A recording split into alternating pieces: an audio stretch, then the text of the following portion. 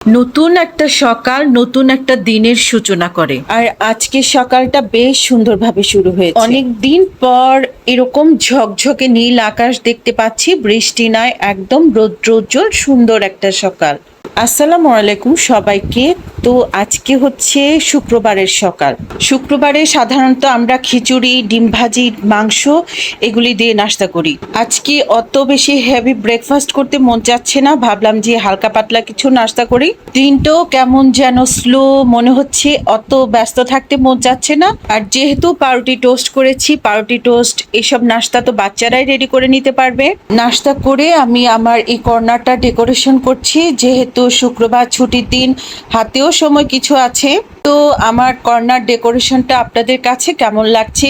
এই গাছগুলি দেখতে পাচ্ছেন, এগুলি ডেকোরেশন করতে আমার যে খুব টাকা পয়সা খরচ হয়েছে তা কিন্তু না। এই গাছগুলি করার জন্য আমি কারো কাছ থেকে ডাল নিয়েছি, কারো কাছ থেকে পাতা নিয়েছি।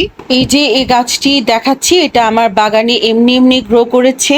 আর এই যে এই গাছটি দেখতে পাচ্ছেন, একটা ভাবির কাছ থেকে ডাল নিয়েছি, ব্যাস হয়ে গেছে। আসলে আমরা যখন কোনো কিছু করার প্ল্যান নিই, তখন আমাদের চারপাশ থেকে হেল্পলাইনগুলিও আমরা পেয়ে যাই, সেটা যে কোনো কাজেই হোক।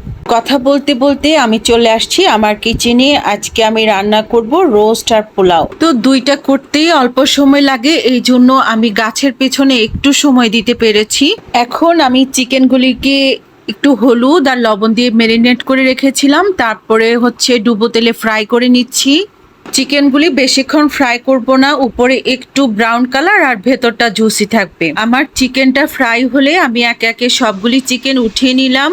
দেন ওই তেলের মধ্যে আমি পেঁয়াজ বেরেস্তা করে নিলাম গোল্ডেন ব্রাউন কালার করে, যাতে একদম পোড়া না যায়। পোড়া লাগলে কিন্তু একদম খেতে মজা লাগবে না। তারপর ওই বেরেস্তার পেঁয়াজটা আমি ব্লেন্ড করে নিলাম, সাথে একটু কাজু বাদাম ব্লেন্ড করলাম, দেন একটু গুঁড়ো মরিচ দিলাম। গুঁড়ো মরিচ দিয়ে আমি মুরগিটা ছেড়ে দিলাম, সাথে রাঁধুনি রোস্ট মশলাটা দিলাম, দেন একটু দুধ দিয়ে দিলাম। তারপরে মুরগিটাকে ভালো করে কষে আমি পানি দিয়ে দিলাম।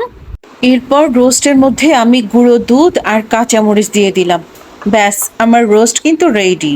এখন পাশের চুলোয় আমি পোলাও বসিয়ে দিলাম। পোলাওর জন্য আমি পেঁয়াজ দিলাম, আর ফাঁকে রোস্টটা এখন নামিয়ে নিব। রোস্ট রান্না কমপ্লিট হয়ে গেছে। এখন পোলাওর জন্য পেঁয়াজ ভাজছি, কিন্তু পেঁয়াজের রং বেশি লালচে করব না। বেশি লালচে হয়ে গেলে পোলাওর রংটাও একটু লালচে হয়ে যাবে। এখন 3 পট পোলাওর জন্য আমি 6 পট পানি দিয়ে দিলাম। ব্যাস, কাঁচামরিচ দিয়ে ঢাকনা দিয়ে দিলাম। পোলাওটাও হয়ে আসলে আমি এর মধ্যে গাজর কুচু ছেড়ে দিব। আমার পোলাও রেডি। এই যে ভিডিওর প্রথমে আমি বলেছিলাম যে আপনি যে কোনো কাজই করতে যান না কেন, আমাদের পরিবেশ পরিস্থিতি কিন্তু আমাদের অনুকূলেই থাকে। শুধু আমাদেরকে একটু চেষ্টা করতে হবে, তাহলে দেখবেন যে আমরা সাকসেস। এই যে তখন বলেছিলাম যে আমি কারো কাছ থেকে গাছের ডাল, কারো কাছ থেকে পাতা নিয়ে আমার এই গাছগুলি গ্রো করেছি। আবার কিছু কিছু গাছ আমি বাগানে এমনিই পেয়েছি, পাখিরা হয়তো মুখে করে বীজ নিয়ে আসছে। এভাবে আমরা একে অপরের কাছ থেকে কিন্তু হেল্প পেয়ে থাকি, শুধু আমাদের চেষ্টা থাকতে হবে। আজ এই পর্যন্তই। ভিডিওটি কেমন লেগেছে কমেন্ট করে জানিয়ে দিবেন। আল্লাহ হাফেজ।